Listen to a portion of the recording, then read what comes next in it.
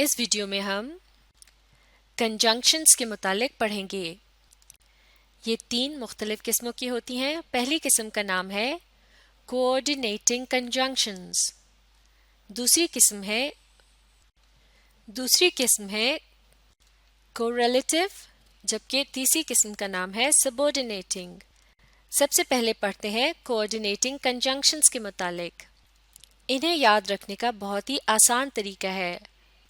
اگر BOYFANS یعنی boy fans کے لفظ کو، جو کہ ایک بے معنی سا لفظ ہے، یاد کر لیا جائے تو کوآرڈینیٹنگ کنجنکشنز کو یاد کرنا بہت آسان ہوگا، کیونکہ B سے بنتا ہے بٹ، O سے اور، Y سے یٹ، F سے فار، A سے اینڈ، N سے نور اور S سے سو۔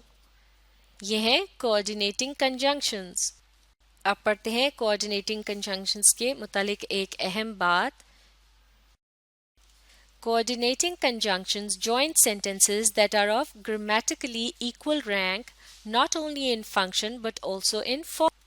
تو یہاں یہ بتایا جا رہا ہے کہ coordinating conjunctions جملے کے 2 ایسے حصوں کو آپس میں ملاتی ہیں یا ان کے درمیان ربط پیدا کرتی ہیں جو کہ گرامر کی روح سے بالکل ایک جیسے ہوتے ہیں، یعنی اپنے کام میں بھی اور اپنی فارم میں بھی۔ یہ بات آگے آنے والی اگزامپلز کے ذریعے واضح ہو جائے گی۔ تو اب ہم ان دی گئی اگزامپلز کی مدد سے سمجھتے ہیں کہ کس طرح سے ایک کنجنکشن جملے کے 2 حصوں کو آپس میں ملاتا ہے جو کہ گرامر کی روح سے بالکل ایک جیسے ہوتے ہیں۔ تو سب سے پہلے کالم میں لکھے ہیں اسٹرکچرز جوائنڈ، یعنی ہر قسم کی اگزامپل میں جملے کے جن 2 حصوں کو ملایا جا رہا ہے وہ کس قسم کے حصے کہلائے جاتے ہیں۔ اگلا کالم ہے کنجنکشنز کا، اور یہاں دی گئی اگزامپل میں موجود کنجنکشنز کو الگ سے لکھا گیا ہے۔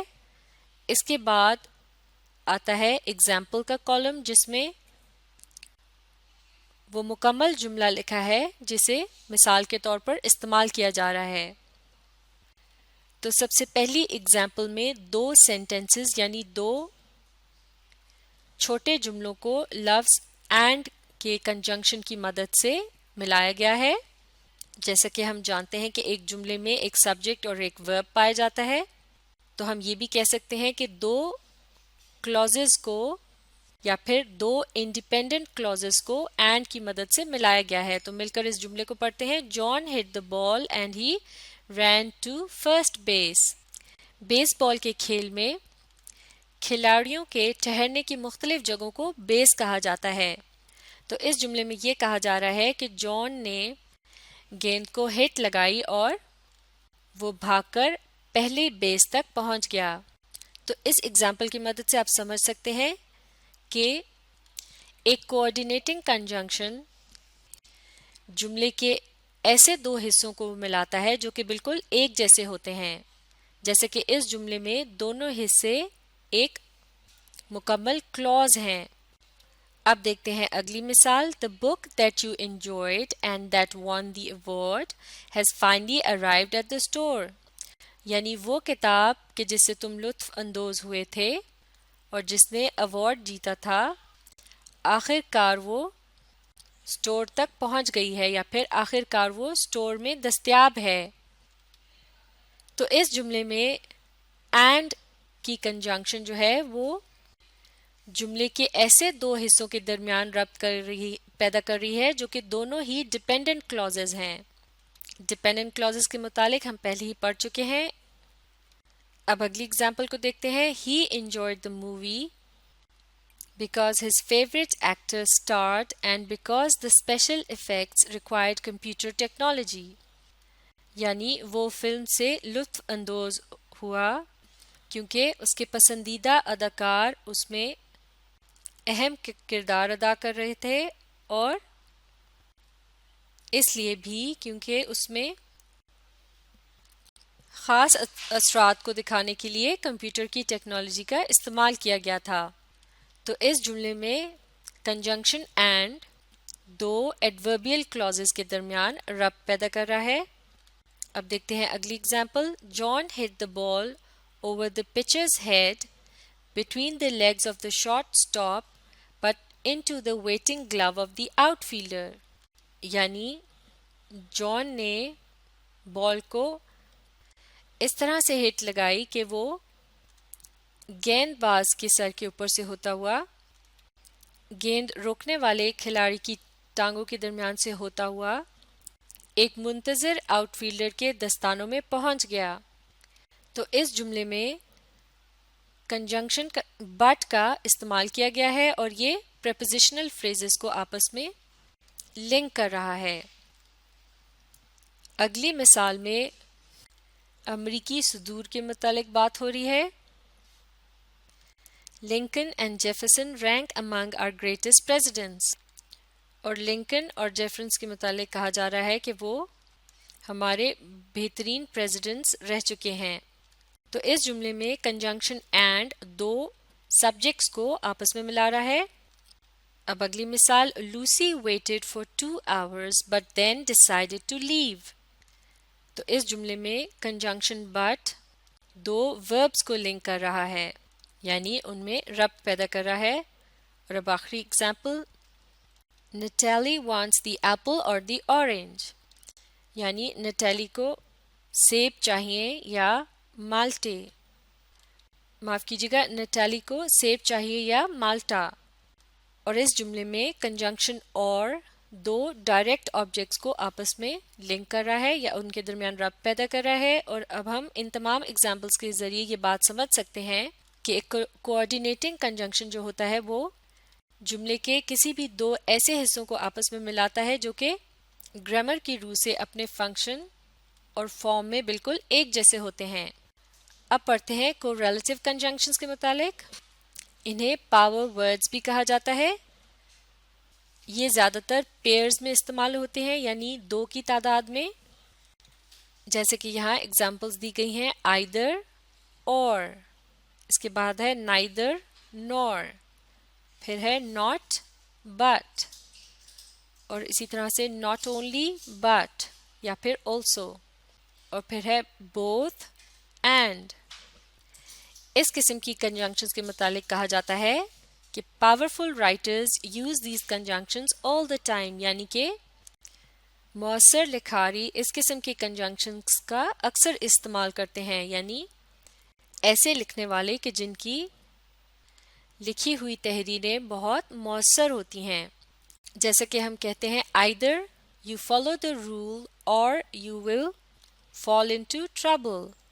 یعنی یا تو تم اس اصول کی پیروی کرو ورنہ تم مشکل میں پڑ جاؤ گے.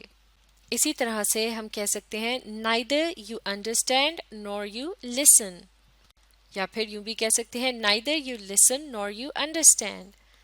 یعنی نہ تم سنتے ہو اور نہ ہی سمجھتے ہو. تو اس طرح سے یہ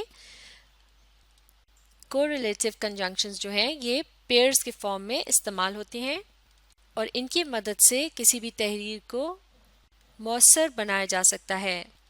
اب یہاں ایک ایگزامپل دیکھتے ہیں. neither the king nor his minister had realized the mistake. یعنی نہ ہی بادشاہ اور نہ ہی اس کے وزیر کو غلطی کا احساس ہوا. اب آگے پڑھتے ہیں. یہ ایک اہم بات ہے. Make sure you follow the rule of parallel construction. یعنی کو ریلیٹیو کنجنکشنز کا استعمال کرتے وقت ہمیں پیرالل کنسٹرکشن کے رول کو بھی ذہن میں رکھنا ہوگا. جیسے کہ ہم کوآرڈینیٹنگ کنجنکشنز کے متعلق پڑھتے وقت سیکھ چکے ہیں کہ یہ جملے کے دو ایسے حصوں کو آپس میں ملاتی ہیں جو کہ گرامر کی روح سے اپنے فنکشن اور فارم میں ایک جیسے ہوتے ہیں. جیسے کہ یہاں لکھا ہے structures that are of grammatically equal rank both in function and form. تو یہ اصول کوآرڈینیٹنگ کنجنکشنز اور کو ریلیٹیو کنجنکشنز دونوں پر لاگو ہوتا ہے. اب پڑھتے ہیں کنجنکشنز کی تیسری اور آخری قسم کے متعلق. یہ ہے سبارڈینیٹنگ کنجنکشنز, اور ان کے بارے میں خاص بات ہے کہ دے اسٹارٹ ڈپینڈنٹ کلازز. یعنی یہ ڈپینڈنٹ کلازز کے شروع میں آتی ہیں, اسی لیے انہیں سبارڈینیٹنگ یعنی مددگار کنجنکشنز کہا جاتا ہے. ان کی بہت سی مختلف قسمیں ہو سکتی ہیں، جیسا کہ یہاں یہ الفاظ دیے گئے ہیں، انہیں مل کر پڑھتے ہیں. after, although, as far as if, as long as though, because, before, how, if, in order that, provided that, since, so that, though, till, unless, until, what, whatever, when, whenever, where, wherever, or while. اب آگے پڑھتے ہیں. Each of these words introduces a subordinate clause جسے dependent Claus بھی کہا جاتا ہے، جس کے متعلق ہم تفصیل سے پڑھ چکے ہیں. which can act as a subject, object, adjective اور adverb. اب یہاں ان ایگزامپلس کی مدد سے سمجھتے ہیں. that he won the award surprised us. یعنی اس بات نے کہ اس نے ایوارڈ جیت لیا ہمیں حیرت زدہ کر دیا. تو یہ جملہ that کے سبارڈینیٹنگ کنجنکشن سے شروع ہو رہا ہے، اور that کا لفظ جو ہے یہ آ رہا ہے ایک سبارڈینیٹ کلاز یا پھر ڈپینڈنٹ کلاز کے شروع میں. اور یہ ڈپینڈنٹ کلاز کیا ہے؟ that he won the award. یعنی یہ جملے کا وہ حصہ ہوتا ہے جس کے لیے ایک انڈیپینڈنٹ کلاز کی ضرورت ہوتی ہے، یعنی یہ اگر اسے الگ سے لکھا جائے تو اس کی کوئی حیثیت یا مطلب نہیں ہوتا. اس جملے میں یہ ڈپینڈنٹ کلاز جملے کے شروع میں آ رہا ہے تو یہ ایک سبجیکٹ کا کام دے رہا ہے. یہاں اس کا فنکشن ہے سبجیکٹ کا. اب اگلی اگزامپل دیکھتے ہیں. she said that she would win. یعنی اس نے کہا کہ وہ جیتے گی. تو اس جملے میں بھی that کا لفظ ہے ایک سبارڈینیٹنگ کنجنکشن جو کہ ایک ڈپینڈنٹ کلاز کے شروع میں آ رہا ہے، اور اس جملے میں یہ ایک آبجیکٹ کا کام دے رہا ہے، یعنی وہ چیز جو کسی عمل کا مقصد ہوتی ہے یا پھر جس کی طرف کسی عمل کو ڈائریکٹ کیا جاتا ہے یا پھر اس چیز پر عمل کو کیا جاتا ہے. اب اگلی example. Let's meet on the street where she lives. یعنی چلو اس اسٹریٹ پر ملتے ہیں جہاں وہ رہتی ہے. تو اس جملے میں ویئر شی لیوز ہے ڈپینڈنٹ کلاز جو کہ ویئر کے سبارڈینیٹنگ کنجنکشن سے شروع ہو رہا ہے، جبکہ یہ کلاز اس جملے میں ایڈجیکٹو کا کام دے رہا ہے. اب دیکھتے ہیں آخری example. the rat reacts whenever the bell rings. یعنی چوہا رد عمل کا اظہار کرتا ہے جب بھی گھنٹی بجتی ہے. تو اس جملے میں whenever the bell rings یہ ہے ایک ڈپینڈنٹ کلاز یا سبارڈینیٹ کلاز جو کہ اس جملے میں ایک ایڈورب کا کام دے رہا ہے، اور یہ شروع ہو رہا ہے whenever کے سبارڈینیٹنگ کنجنکشن کے ساتھ. تو اب ہم کنجنکشنز کی مدد سے ان جملوں کو مکمل کرتے ہیں. Number 1. he ran blank he missed the train. یعنی وہ ریل گاڑی کو مس کرنے کے بعد بھاگا. he ran after he missed the train. Number 2. wait blank I return. یعنی انتظار کرو جب تک میں آتا ہوں. wait until I return. Number 3. work hard blank you should fail. یعنی محنت کرو ورنہ تم فیل ہو جاؤ گے. work hard or you should fail. Number 4. I did not come blank you did not invite me. یعنی میں نہیں آیا کیونکہ آپ نے مجھے مدعو نہیں کیا تھا. I did not come as you did not invite me یا پھر I did not come because you did not invite me. Number 5. you will get prize blank you deserve it. یعنی تمہیں پرائز ملے گا جب بھی تم اس کے مستحق ہوگے یا پھر تمہیں پرائز ملے گا جب تم اس کے مستحق ہو جاؤ گے.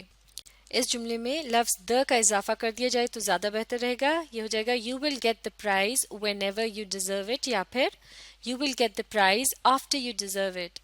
اب آپ کنجنکشنز کے متعلق اچھی طرح سے سیکھنے کے لیے اس ویڈیو کو ری پلے کیجیے اور اپنی کوشش جاری رکھیے.